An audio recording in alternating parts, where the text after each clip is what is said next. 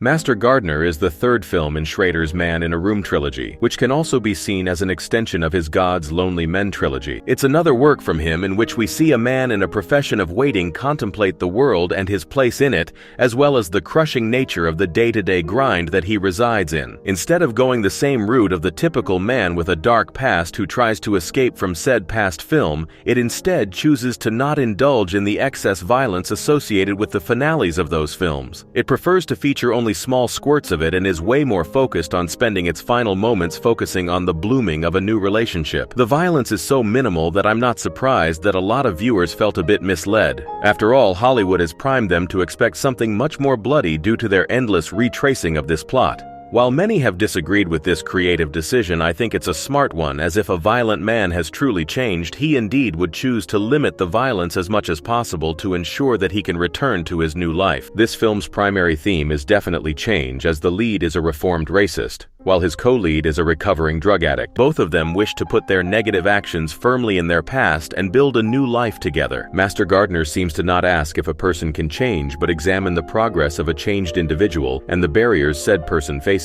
The process of changing, whether it's kicking an addiction or separating from a hateful past, is akin to the process a seed undertakes as it grows into a plant. The wishing or planting of the seed of change isn't the only step one must take. You must also do your best to remove yourself from an environment where change is impossible. After all, a cactus cannot grow in Antarctica, and an addict cannot change when she lives with or near her dealer. Furthermore, in your process of changing, one, like many vegetation, will encounter individuals that wish to harm and impede your growth. Whether this is due to how one benefits from your exploitation by using said past as leverage, or one thinking someone with a past like yours should not be able to move on and have a normal life. Individuals like that are nothing more than the cutworms one finds in gardens. We see the struggle of a person who wants to change in the real world, with former racists and adult film workers' past being thrown at them. Sometimes their current employers are informed, which can lead to firings due to them not wanting anything to do with people with sketchy pasts. If one is not fired, they are bombarded on social media and can even be shunned by their own friends and family. Not to mention that their workplaces can become filled with tension and awkwardness. A life's work to better oneself can be thrown in the trash the moment their past is exposed, even if they have completely changed. In the film, we see this represented by the destruction of the garden Narvel has worked so hard to craft. All his hard work over the years to perfectly grow something is destroyed in a moment,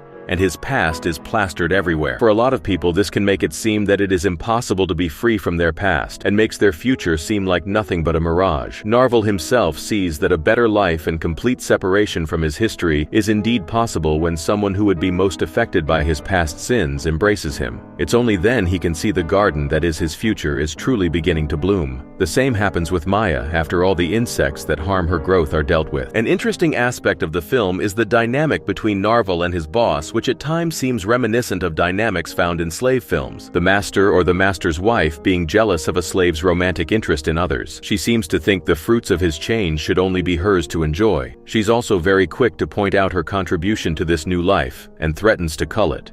However, as we saw with the final exchange, the events that transpired in the film's final stretch created the perfect environment in which Narvel has all the leverage, as without him, there is no one to repair the damage caused to her garden. I think while on the lesser end of his great works, Master Gardener is definitely another film that shows Schrader is far removed from his all-time lows. The concept of having our individual change being represented by a garden that we must tend to is quite fascinating and fitting. If you put aside your expectations, you'll find a sweet and still film that isn't really concerned with the perception of certain controversial dynamics, which is just classic Schrader. Do you agree with my explanation of Master Gardener? Comment down below if you do or don't.